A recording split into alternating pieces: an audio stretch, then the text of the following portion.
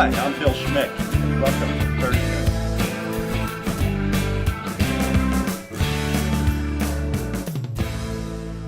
Hi, I'm Bill Schmick, and welcome back to 30 Minutes. Today we're going to talk about education. No, don't roll your eyes. Education in this country is a big topic in today's world. Are schools in this country really on the right track? Are they really preparing our kids for a future in this country? And if they are, what is education's goals and objectives? Think about that for a moment. What is education's goal today? Can you answer that? Mostly when I ask people that, they scratch their head and they say, well, to get a job or to get educated. Very interesting answer to that question. And then, of course, we talk about college. How much it costs to go to college today, how much parents are putting out, how much debt the student gets into for what. The question might be, should we even go to college? Or if we are going to college, should colleges be free? Anyway, we're going to be exploring these topics, not only now, but we'll have a second part after this. So, take me for example. I've got a daughter, Jackie. She's 35 years old, and I consider myself lucky because she got out of school in 2002, college, okay? But I looked back, and from the day she was born in 1980 until she graduated from college in 2002, do you realize that college costs had grown 400%? And I consider myself lucky because prices have increased so much more. Actually, they are increasing 6.6% a year for tuition, not counting school, books or accommodations or anything else. Americans actually spend $100 billion a year sending 14 million college students each year to school. Can you afford it? I think that rapidly only the 1% of Americans anymore in this country could afford to send their kids to college. When I look over at the numbers, 44% of students in this country pay about $9,000 a year in tuition. Now, you might not think that's bad unless, like 50% of American wage earners, you're only making $50,000 a year. And if you are, $9,000 a year is a lot of money. Now, 28% attend private nonprofit colleges, and they're spending probably $36,000 a year, quite a big difference between the 9 and the 36. Now, how much does government chip in for this each year? About $178 billion, that's right. Government is spending about $178 billion to put your kids through school. The average student receives about $12,500 a year in tuition, grants, and they only need to repay about half of that money. Of all student loans, programs, grants, tax rates, etc., the government probably is paying almost half of American kids' tuitions a year. So it doesn't sound that bad. But if I look back and talk to people about their situation and their children's situation, I get a different story. For example, I was getting a flu shot this year, and my local pharmacist who was giving me the flu shot, he was talking to me about education. And his assistant came up and she said, she knew that I wrote columns and so forth, and she said, listen, what do? I have 2 kids. One, a girl who is graduating from college. Right now, she's in $40,000 in debt, and her major is in English literature, and she can't find a job, okay? And even if she could find the job, she'll never pay off her debt, at least for the next 10, 15 years, given the wage she's getting. And she said, and then there's my son, who's now in graduate school, and he's got almost $75,000 in debt. And he can't find a job wherever. And I said, well, what did he major in? And she said, well, art. And I said, art? What do you mean art? And she said, well, he's a photographer, and he's trying to find a job as a photographer. And I looked at her and I said, well, you're a smart woman. Did you give any advice to your 2 children as they were growing up as to how they were going to make a living? Well, they love what they do. And I said, well, they love what they do, but loving what they do is not going to get them out of debt, nor is it going to earn them a living wage in this country. He said, yeah, I know, what can I tell them? And so here's the dilemma in this country. Now I have another person, local person, who also reminded me, and he's right, that let's take his children, let's say they also are creating $50,000 in debt in student loans, etc. He reminded me that student debt is, you can't declare bankruptcy in student debt. That is one area that you owe and you will owe for a lifetime. And worse, let's say, and this has happened before, let's say your son or your daughter comes to you and borrows the money from you, or that you become a co-signer for their debt. Well, that's going to create a credit score, a bad credit score for you. And not only that, if your child, and you don't know what's going to happen to your child, something happens and he can't pay the debt, that burden is on you for the rest of your life. And it follows you, whether you're trying to get a mortgage or a car payment. You know, $50,000 of unpaid debt is something very heavy to hang around your neck. So, if you think about it, today we have college students graduating after 4 years in college with $50,000 or $30,000 in debt, can't find a job, and then end up working for minimum wage at McDonald's or some other fast food companies. This seems to me a crazy turn of events in this country. And I wondered, how have we gotten into this mess? So now I want to give you a bit of a history lesson on education in this country. Do you know that the first school in this country was established in 1635 by the Puritans? That's right, about 35, 40 years after they settled in America. They started the first college, well, we'll call it the first school, the Boston Latin School in Boston. And it was the first free public school. Now, what was the purpose or the goal? The goal was to perpetuate the Puritan faith. That's basically the idea. Was now that the Puritans had built a village and could look further afield, the first thing they wanted to do is for the young, the qualified young, to learn the languages, learn about spirituality and their religions.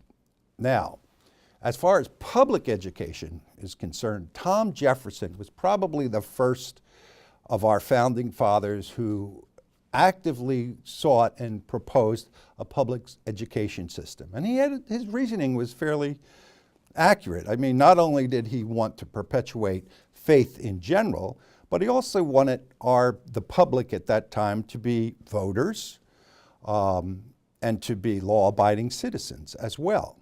So from his point of view, the public good could be served by a public education. And then there was Ben Franklin. Ben Franklin actually, I guess you could say, he established the first high school or secondary school. He did that in Philadelphia. It was called the American Academy in 1751. Now, Ben, as you know, was a pretty smart businessman. So he built on the goals and objectives, the building blocks so far in America in education. And remember, that was faith, was the first. And then Jefferson wanted to unite society and also prevent crime and poverty. And he thought education would develop good citizenship. And then Ben Franklin, who was very, very aware that in Europe, the Industrial Revolution had started and was starting to move over into America. He thought by establishing a secondary school, he could add to those other goals skilled workers. He thought that the secondary school, the high school, might be able to produce workers that could work in American factories and industrialize this country. But it wasn't really until the 20th century before high schools took off at all. Up until that time, you know, the little red schoolhouse, whatever on the prairie, where the children would get the 3 R's of education when they didn't have to work on the farm or the ranch at home. That sort of education was what really worked in America until, as I said, the 20th century. And it was only then, in the beginning of the 20th century, that the majority of states made education compulsory for students 16 and younger. So what happened in this country? From early 1900s to, say, 1996, their percentage of teenage high school grads increased from, say, 6% to 85% in America. Now, the education purpose also widened at the same time. So, as Franklin was right, the Industrial Revolution drove a lot of the primary and secondary education. And so we moved from faith, good citizenship, people who vote, to providing a skilled labor force that could now capture the American dream. So that was basically the 1900s. And it succeeded. But remember, it was a building block situation. So what happened then? Well, we had World War I, and then we had World War II. And in America, we'll stick with World War II because that's really where things started to change. By 1945, 16 million Americans, 1 in 8, were somehow employed by the U.S. government and serving their country in World War II. And in 1944, a year before that, Congress, this time a little bit more farsighted than they usually are, established the GI Bill of Rights. And they learned their lesson because after World War I, when all those GIs came home, there were riots, there were protests from these military vets who couldn't find a job, who couldn't have a house. They determined in Congress that this time around in World War II, that wouldn't happen. And the GI Bill of Rights did a number of things. It provided for unemployment. It provided for easy loans for houses. It provided for business loans. And most important for us, it provided a free college education. And 8 million vets came home and went to college. It was a stupendous success. The illiteracy rate in this country dropped to 3%. That was the lowest it has ever been in history. Now, at the same time, it coincided with sort of the end of the industrial age, the factory age, and the beginning of the industrial military complex in this country. Technocracy is another name for it, and the dawning of the information age. Just as all these seasoned veterans went in to get a college education. And America, as you know, exploded. Growth exploded in this country, the population did, housing, factories, we became the greatest country on earth. And we rode that wave, and the colleges rode that wave. But even up to the 1950s, only 18% of Americans actually went to college. So what happened? 1957 happened. Remember, after World War II, the Cold War started. The Cold War between us and the Soviet Union for the dominance of the world. Democracy against communism. Well, if you recall, some of you might, I remember in my grammar school having to hide under the desk in case there was a nuclear attack from the Soviets. We relied on building up our Navy, our Air Force, our Army against their Navy, Army, and the ballistic missiles and then the nuclear missiles. All of that started to occur. And then in October of 1957, the worst thing imaginable could happen for this country. The Russians launched Sputnik, the first satellite, the first into space. And that horrified the world, the democratic world, and scared the United States white. So as a response to that, John F. Kennedy and his administration decided that we were now in a new space race. And the way to win the space race was knowledge, education, science, technology, engineering. And so we came to the conclusion that college would be the answer for the American people. And so almost overnight, college became America's patriotic duty. The White House, the administration put up many, many ads exhorting the United States population to go to school and make America and the rest of the world free for democracy. Okay, the idea was that with armies of new engineers and scientists and mathematicians, we could outthink the Soviets, and in the space race, we could beat them. And our fear was, of course, that somehow the Soviets would put nuclear weapons on the Sputniks and be able to fire down into America, and we would be defenseless. So that's what began to happen. Anyone that could go to college should go to college. So with the government, and the government was also pitching to us that anyone who went to college, and at the time this was true, could make double or triple what they could as a high school student. So just legions of Americans decided to go to college. And what happened was those who couldn't afford it, they were taken care of by the federal, state, and local educational systems. And grants and loans to students doubled, and then doubled again, and then quadrupled after that. And with all this money flowing into the educational systems, obviously universities and colleges started to sprout up in every state, sucking up all of this money the federal government was dumping onto America for education. So college enrollment exploded.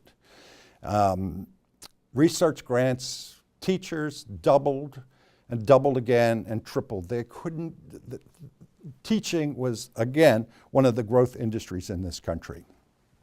And so a whole generation of students, whether they were qualified or not, went to college. Those who probably would have been better off in a blue-collar kind of job, no, they dropped that, went to college. In fact, what happened was that the vocational schools in this country were decimated. It was at the same time that unions were also on the downturn. And unions, remember, was one of the main schools for teaching skilled blue-collar engineers, either in auto factories, plumbers, electricians, etc. So you had the unions declining, and you had vocational schools shutting their doors while everybody went to college. And the attitude of Americans in this country were, just like the government wanted, you were not only not patriotic if you went to a blue-collar skill, but there must have been something not wrong with you up here. Maybe you just weren't smart enough to get into college, even with the open door policy. And so those who had blue-collar skills and so forth were looked down upon more and more in American society. And that wasn't justified. It's just the way things happen. So what changed? Well, nothing for 10 or 11 years. You had the colleges burgeoning. Students, whether they were qualified or not, was in college. And about the same time, Vietnam War. The Vietnam War hit, okay? And as you recall, guess where the center of anti-war sentiment in this country evolved from? Colleges. So the colleges became hotbeds of anti-war protests, and it got worse and worse. Now also, if you recall, the draft. If you were in college, you were exempted from the draft. And even better, if you were graduating from college and you went and became a teacher, you were also exempted from the draft. So suddenly, from patriotism and everybody should go to college, now we have don't fight in an unjust war in Vietnam, go to college. Whether, again, you should or you should not. And worse, become a teacher. Whether you could or you wanted to or not, become a teacher and be exempt from the draft. And so here we had a situation where federal and state governments were pouring all this money into these colleges, and the college students and the teachers themselves were then using the money to stay in school, avoid the draft, and protest against an unpopular war. And from the federal and state point of view, who were waging this war, something had to give, and it did. In 1966, the California gubernatorial campaign, Ronald Reagan, who pointed out to the public, the conservative public at the time, the pro-war public, that we were paying all these students in all these colleges around the country to protest against the war. He won that governorship, and when he did, he went to the California school system and began to pull back on the money that that school system was getting from the federal and the state government. The federal government followed suit. And then before we know it, across the nation, the government was pulling money out of the schools, cutting off the grants, cutting off the loans from the students in an attempt to reduce the anti-war sentiment. Well, it was a terrible blow to the university system. Okay, they were no longer getting the government grants. They had to start to hike tuitions. It still wasn't enough. Remember, they built all these colleges all over the country. And so they had to start cutting back on the teachers. Well, for the teachers, who were pretty well paid at that time and had pretty good fringe benefits, to see their jobs being dismissed and possibly having to go to Vietnam as well, started to organize and form their own unions. And that somewhat slowed their attrition rate. But what it did also at the same time, it sort of changed the attitude towards teachers from Americans who, seeing and not understanding why they were unionizing and seeing on the other side the unions in America, the truckers and the machinists and so forth, those unions being decimated, and there was a lot of unsavory elements in some of the unions in this country at the time. And so the attitude towards American teachers became sort of like becoming blue-collar workers. And if you were conservative and for the war, you were looking at these teachers as also unpatriotic. So the situation during the Vietnam Wars drastically changed. Okay, so here you have Reagan, the other teachers organizing into unions, educational loans and grants and so forth going by the wayside. And you also have to recall that in, I think it was 1962, we had the issue of school prayer, okay? And so therefore, at that time, because of the Supreme Court, faith as a goal and objective of the education system went by the wayside. Now let's think for a minute about those goals and objectives. You know, the building blocks that we talked about from the Puritan days until now. Well, faith was the first. School prayer knocked out that goal and objective of the American education system. Then we had the Vietnam War. All right, so good citizens, well, education was supposed to be teaching us to become good citizens, but from the experience of the Vietnam War, as far as students are concerned, good citizenship meant what? Going over to Vietnam and killing defensive Vietnamese. So the whole question of being a good citizen, voting, obeying authority went by the wayside as well. So now we have faith gone, and we have, because of the Vietnam War, we have citizens decided to reject the law, protest and so forth. They didn't believe anymore in authority as the schools had been dictating it. And as far as the Industrial Revolution and the technocracy and so forth that had occurred, were the colleges actually teaching our students to go out and help in this technocracy and information age? No, it was actually, the whole deal was to avoid the draft or to go to college basically because it was almost free. So what my argument is that along the way somehow the goals and purposes of our educational system started to atrophy and disappear. So what has replaced that? What has replaced our educational system's goals now? Let's fast forward 50 years. And let's look at some fairly alarming statistics. 32 million adults in the United States, 14% of the population can't read. 21% of adults read below the 5th grade level. 19% of high school grads can't read. The illiteracy rate hasn't changed in this country in 10 years. And as you know, crime in high schools and even grammar schools and colleges is increasing. The next time, what we're going to be talking about is how we can change the system, what is happening in colleges today, and a big question is, should colleges be free? So tune in for the next time, and see you then. Thank you.